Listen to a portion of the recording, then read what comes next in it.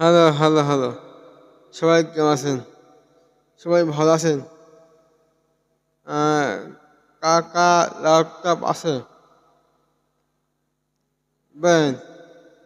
কার laptop আছে আর কি সমস্যা আছে?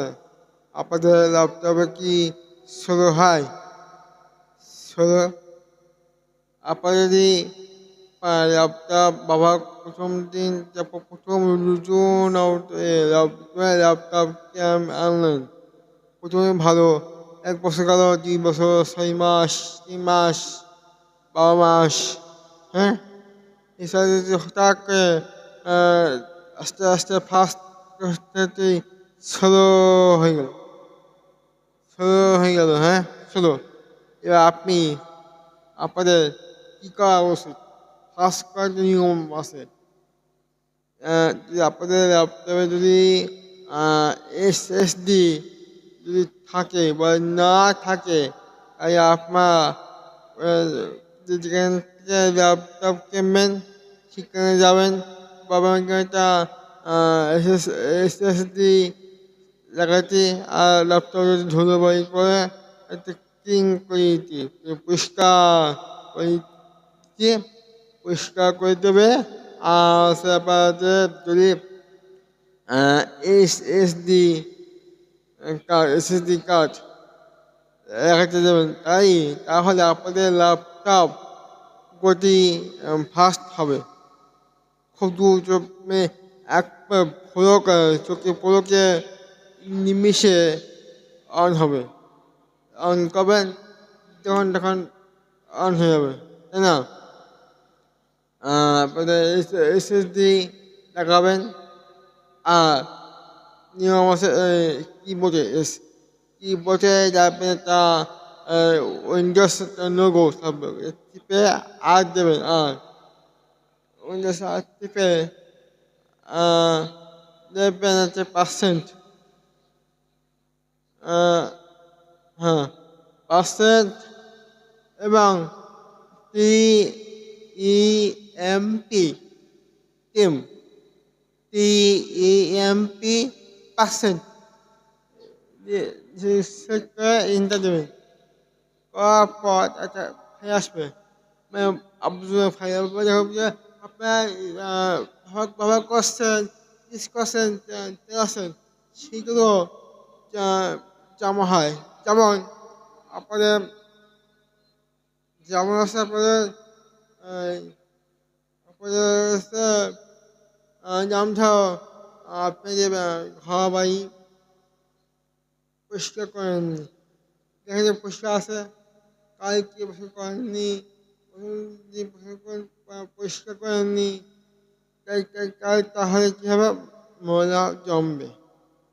পরিষ্কার না করলে ময়লা জমবে, এরকম। ল্যাপটপ ব্যবহার করলেই ফাইল জমা হয়। কন্ট্রোল দেবেন, কন্ট্রোল একটা উইন্ডোজ আর টিপে পার্সেন্ট ইন্টার দিলে একটা ফাইল আসবে, ফাইল। এবার আপনি কী করবেন? হচ্ছে আপনারা কী করবেন? কন্ট্রোল একদম সেট অন করবেন, কন্ট্রোল মানে অল। তারপর শিফট টিপে ডিলিট করবেন, শিফট টিপে ডিলিট ইন্টার দেবেন, ইন্টার। এই যে আবর্জনা ফাইল আসবে, বুঝতে পারছেন? আবার আবার দেবেন আবার এরকম যে আবার দেবেন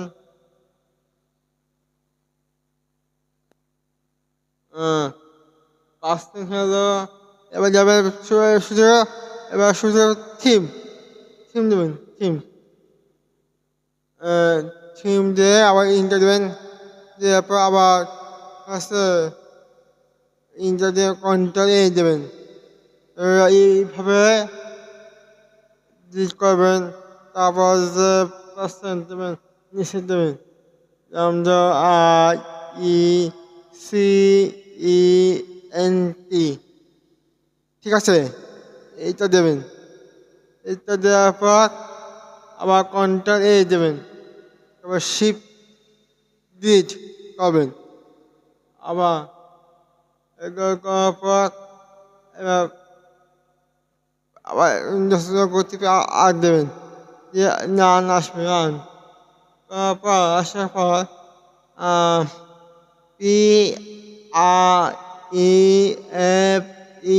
PREFETCH পেজ দিয়ে ইন্টারনেটে ফাইল আসবে, ফাইল যদি ফাইল যদি থাকে দিয়ে দেবেন, আর যদি ফাঁকা যদি কিছু না থাকে তাই ভালো।